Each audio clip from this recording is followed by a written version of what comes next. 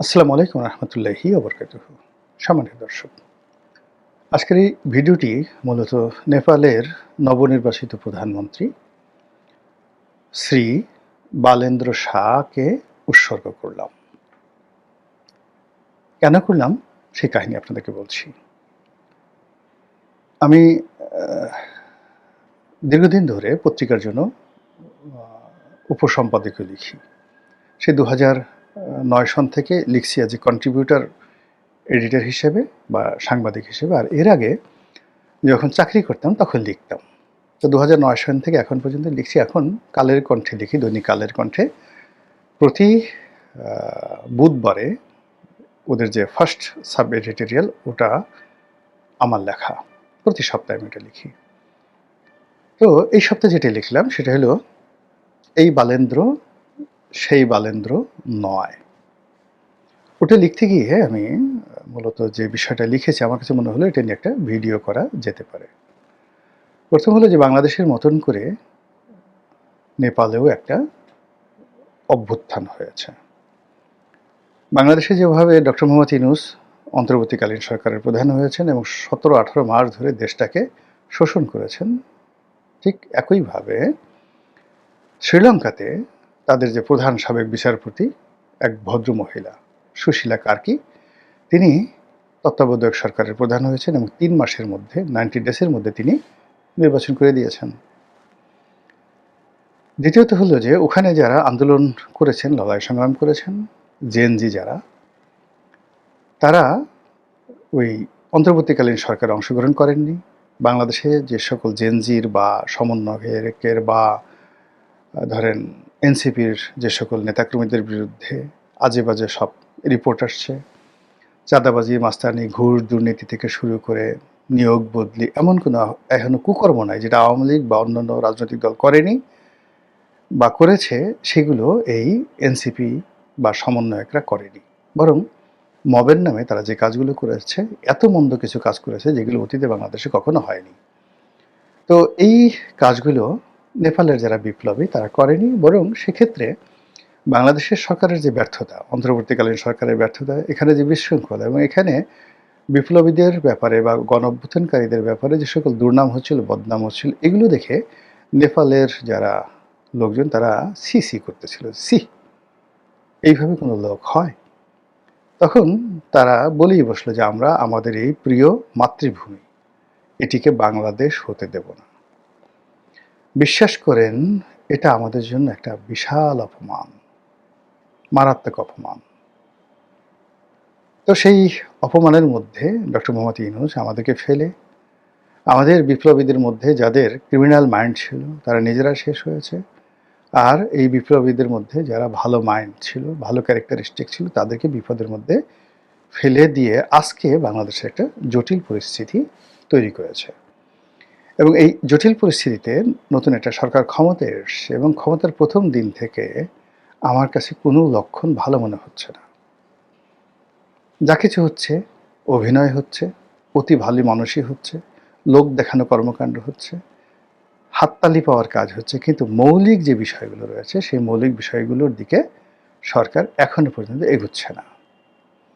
আর এগোনোর চেষ্টা করলেও তারা খুব বেশি সফল হবে বলে মনে হচ্ছে না। একে তো 2014 সন থেকে আওয়ামী লীগের যে অব্যাহত যে অন্যায়, অবিচার, জুলুম, তার সঙ্গে সঙ্গে গত 17 মাসে সেটার যে কন্টিনিউশন, এবং তার সঙ্গে এই যে ইলেকশনের পরে বিএনপি এবং জামাতের যে সকল মন্দ লোক রয়েছে তাদের যে বাড়াবাড়ি, সব মিলিয়ে ইরান যুদ্ধ, আমেরিকার যুদ্ধ, দেশের অর্থনৈতিক দুরবস্থা, এগুলি মিলে একটা আলু ভর্তা তৈরি হয়ে গেছে, বিষময়। মানে ধরুন পৃথিবীর সবচেয়ে ভেনম, সাপের বিষ, এই বিষ দিয়ে যদি আপনাকে একটা ভর্তা বানিয়ে দেওয়া হয়, ওটা খেলে আপনার অবস্থা কী হবে? এখন পুরো সিস্টেমটা এমন একটা অবস্থার মধ্যে চলে গেছে যে এখন এখানে আপনার সারা অঙ্গে আপনার পচে গেছে, গলে গেছে, দুর্গন্ধ, কি করবেন আপনি? ফলে কি হলো, এরকম একটা অবস্থায় মানুষ যখন পড়ে, বিশেষ করে আমাদের মতো মানুষ যারা একটু লেখাপড়া করতে চায়, চিন্তা ভাবনা করতে চায়, তারা পৃথিবীর কোন কোন দেশে ভালো কি হলো ওগুলো নিয়ে সময় কাটায়। আর এরই ধারাবাহিকতায় নেপালের যে প্রধানমন্ত্রী, জনাব বালেন্দ্র শাহ, তাকে নিয়ে একটা লেখা লিখলাম। এই বালেন্দ্র সেই বালেন্দ্র নয়। তো সেই লেখা লিখতে গিয়ে যা জানলাম সেটি হলো যে তিনি এখন, তার যে বয়স, 1990 সনে তার জন্ম, প্রধানমন্ত্রীর জন্ম, তার বয়স 36 ইয়ার্স। আজ থেকে 4 বছর আগে, মানে 2022 সনে তিনি প্রথম, মানে আজকে যেমন ঢাকার, যদি অবিভক্ত ঢাকার মেয়র হন, ওইভাবে কলম্বো, যে কলম্বো না, নেপালের রাজধানী যে কাঠমান্ডু, সেই কাঠমান্ডুর তিনি মেয়র নির্বাচিত হলেন, স্বতন্ত্র, কোনো দলের নয়। এবং ওখানে আপনি জানেন যে দীর্ঘদিন যাবৎ যে প্রধানমন্ত্রী ছিল ওলি এবং তার দল, এখানে বারবার সরকার পরিবর্তন হয় কিন্তু দল সেম থাকে, প্রধানমন্ত্রী পরিবর্তন হয়, দল সেম থাকে। তো সেগুলোর মধ্যে এত বড় একটা দলকে চ্যালেঞ্জ জানিয়ে, প্রধানমন্ত্রীকে চ্যালেঞ্জ জানিয়ে একেবারে সেই এখন 36 বছর, তার আগে 32 বছরের একজন যুবক তিনি কাঠমান্ডুর মেয়র নির্বাচিত হয়ে গেলেন। এটা চারটিখানি বিষয় নয়, তিনি হয়ে গেলেন এবং পুরো কাঠমান্ডুকে তিনি পরিবর্তন করে দিয়েছেন সব দিক থেকে, এবং সরকারকে চ্যালেঞ্জ জানিয়ে তিনি সেই পরিবর্তন করেছেন। মানে এখন মামদানি যেভাবে নিউ ইয়র্কের মেয়র হয়েছেন ট্রাম্পকে চ্যালেঞ্জ জানিয়ে, ঠিক এইভাবে বালেন্দ্র সেখানে মেয়র হয়ে গেছেন।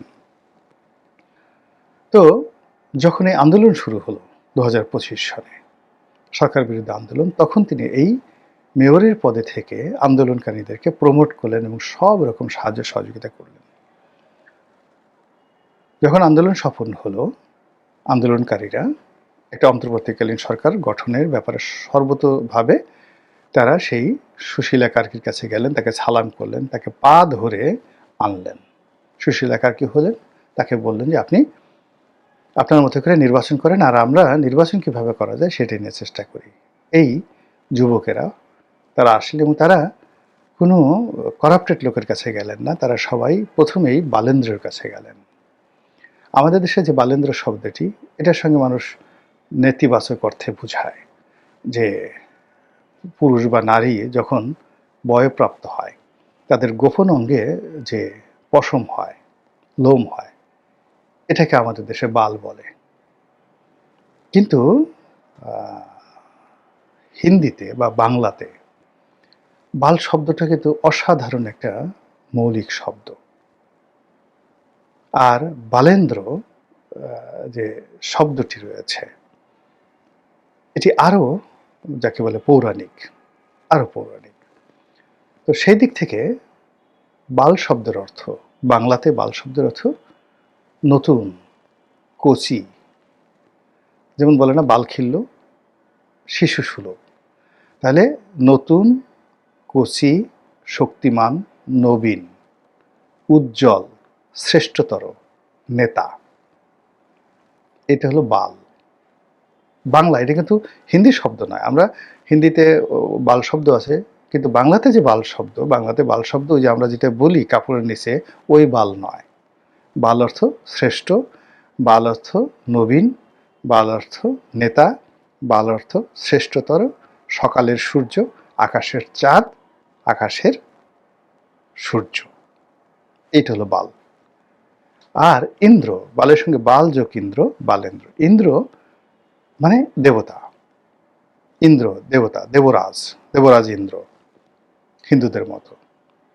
তো যখন একজন শ্রেষ্ঠদের শ্রেষ্ঠ, নেতাদের নেতা, যার মধ্যে নেতৃত্বের গুণাবলীর সঙ্গে সঙ্গে আবার দেবত্ব রয়েছে, এরকম মানুষ, অর্থাৎ রাজা অথচ ঋষি, রাজর্ষি, নবী অথচ সম্রাট, সাহাবি অথচ সম্রাট, অলি আল্লাহ অথচ রাজা, এইরকম যে শব্দগুলো একত্রে মেলে যায়, তদ্রূপ বালেন্দ্র হলো এইরকম একটি শব্দ বাংলায়, যে শব্দ সর্বজন শ্রদ্ধেয়, সর্বজন মান্য, এরকম একজন ব্যক্তিকে বোঝায়।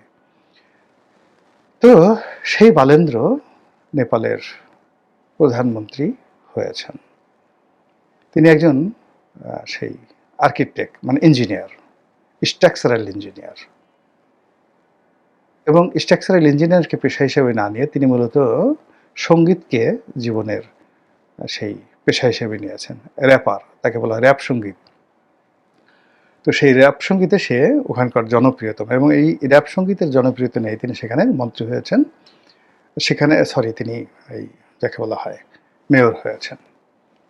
তো যেটা বলছিলাম যে নেপালের যারা বালেন্দ্রের অনুসারী, তারা বাংলাদেশের বালেন্দ্রদের মতো ডক্টর ইউনূসের কাছে যায় নাই, আসিফ নজরুলের কাছে যায় নাই, তারা সেনা প্রধানের কাছে যায় নাই, তারা সবাই মিলে এই গেছে কার কাছে? বালেন্দ্রের কাছে। বাংলাদেশে যদি হাসনাত সাজিসরা সেই প্রয়াত মেয়র আনিসুল হকের মতো মানুষকে খুঁজে পেত, তারা যদি সাবের হোসেন চৌধুরীর মতো মানুষকে আনতো, যে না ঠিক আছে আওয়ামী লীগ করে, ডাজ নট ম্যাটার, তারা মির্জা ফখরুলের মতো লোকের কাছে যেত, তারা যদি ব্যারিস্টার রফিকুল ইসলাম বীরুত্তম তাদের মতো লোকের কাছে যেত, যাদের সততা দীর্ঘদিন এই সমাজে প্রতিষ্ঠিত, তাহলে একটা নতুন ইতিহাস তৈরি হতো।